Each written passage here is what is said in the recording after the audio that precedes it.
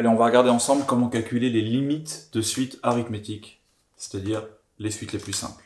C'est parti.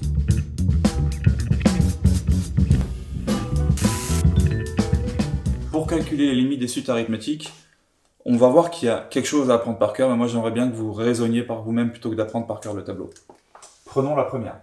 Un égale 2 plus 3 fois n.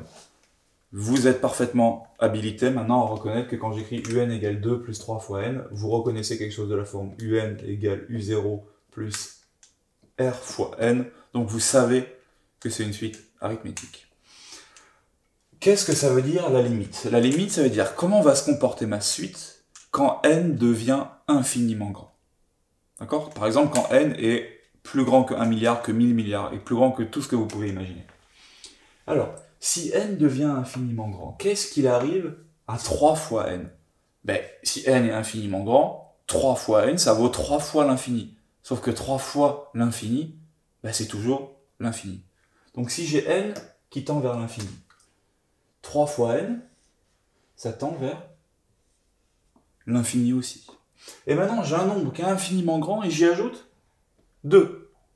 Qu'est-ce que ça fait? Ben, ça fait l'infini plus 2. Sauf que l'infini plus 2, encore une fois, ça fait l'infini. Donc la limite de un, c'est l'infini. Maintenant, essayons de raisonner en termes de raison. La raison de cette suite, c'est 3. Ça veut dire que chaque fois que vous passez d'un terme à l'autre, vous ajoutez 3. Au bout d'un temps infini, à force de rajouter 3 à votre stock initial, à votre U0, qu'est-ce que vous avez? Ben, quand je rajoute une infinité de fois 3, j'ai une infinité. Quelle que soit ma valeur de début, que ça soit positif ou que ce soit négatif.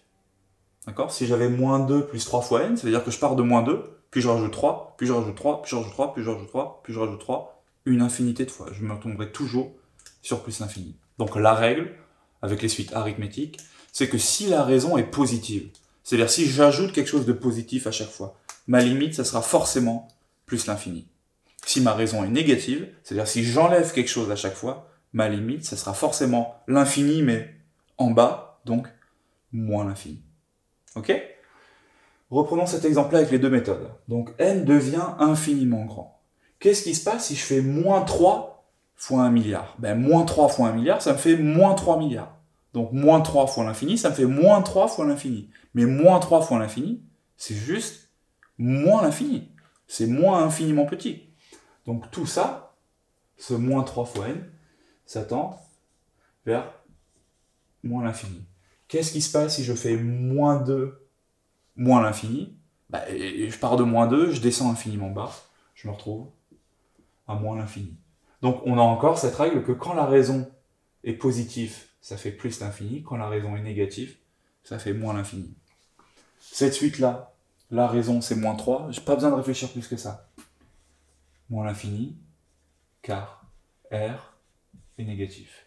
Cette suite-là, la raison c'est 54, je réfléchis pas, plus l'infini, car la raison est positive.